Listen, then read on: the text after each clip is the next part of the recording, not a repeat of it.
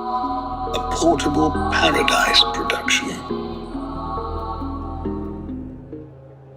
Every day there's a war within, a battle raging inside. The battle that you must win, but the one that most of us are losing. And it's not hard to be in a losing position because there are so many external forces working against us. So many forces that each day do their utmost to prevent us from being kings of our own kingdom, from achieving true sovereignty, where you're in control of your own destiny. I know that my personal journey has been littered with failures of me trying to become a better man, of trying to improve myself on a personal level. It's really difficult, and I've fell short many times, doing all kinds of damage to my body and suppressing my true self and trying to find ways to escape the trap, to have a moment of self-realization, to have direct experience of God, if I am so blessed. And there's one thing I have got, is an ability never to give up. No matter how many times I fall short, no matter how many times it seems like all is lost, no matter how many times I should just give up and go and do something else, I don't give up. Probably my greatest strength. Because there has to be more than waking up, scrolling the internet, going to work, paying taxes to people that we hate, drinking, fucking, dying. There's got to be more to it than that. And that's what my search has been about, is I need more. I need to experience the higher forms of consciousness. And I've been fortunate enough to have a transformation personally, internally, which is where I'm at now and why I'm making this video, because I feel as if it's something that I want to share, because it's available to all of us and it's free. It began for me personally about 6 months ago. Bear in mind, there are layers and layers and layers and layers of previous attempts and previous things I've tried that have all contributed to get me to this point. But I think this is a sequence that is realizable, is understandable, and is achievable by anyone who wants to try it. About 6 months ago, I realized that I was completely and utterly wasting my life scrolling, doom scrolling on social media. From app to app on my phone, every spare moment would be taken and scrolling the app. I was addicted to the dopamine hit, to the attention, and whatever else it is they use to keep us locked on that screen.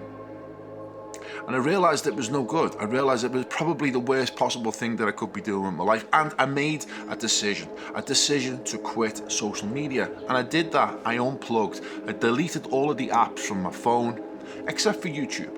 YouTube has a special place. But all of the apps from my phone, and that's it. I was gone.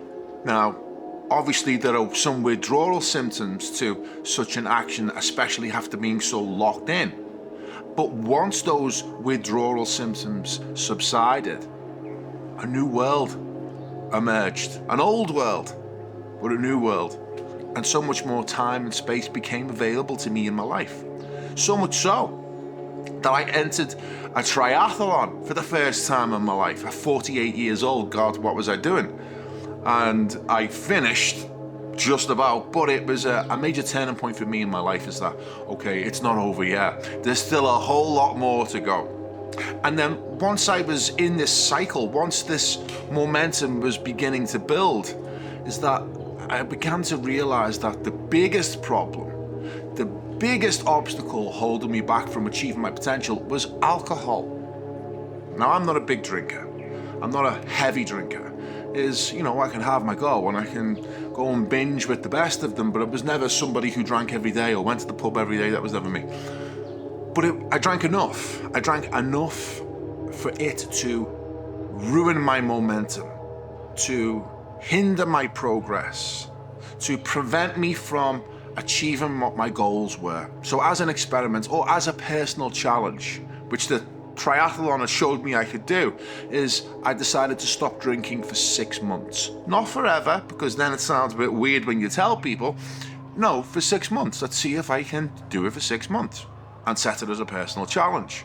After a month of that, things really began to change. I was able to maintain discipline and consistency without having to have my routine destroyed by a hangover and then drinking again to get rid of the hangover. So before you know it, you've lost 3 days and you've lost your momentum, you've lost your routine, and then you have to try and get it going again. But the weekend is on its way. I really have control of my life again because I've quit alcohol for a bit. Being away, I've been traveling Thailand and Dubai, UK, and I spend a lot of time on my own in hotels. And I have to find something to do, especially now that I'm not drinking. So I was able to start practicing meditation. And meditation has the biggest effect on my life so far. I now meditate every day for 45 minutes in the morning. First thing I do when I wake up, I'll sit and I'll meditate properly for 45 minutes. When I first started, I couldn't meditate for 5 minutes without my impatience overwhelming me, looking at the clock, when's it over? Now I sit for 45 minutes silently in deep meditative reflection, which is just awesome. But the thing that it's done for me is that my impatience was a defining characteristic of my personality. Now, impatience can be looked at as somebody who wants to control the timeline. And if I don't get control of the timeline, anger follows. And once anger follows, boom, you've lost the day. That's it, the day is over because you lost that day.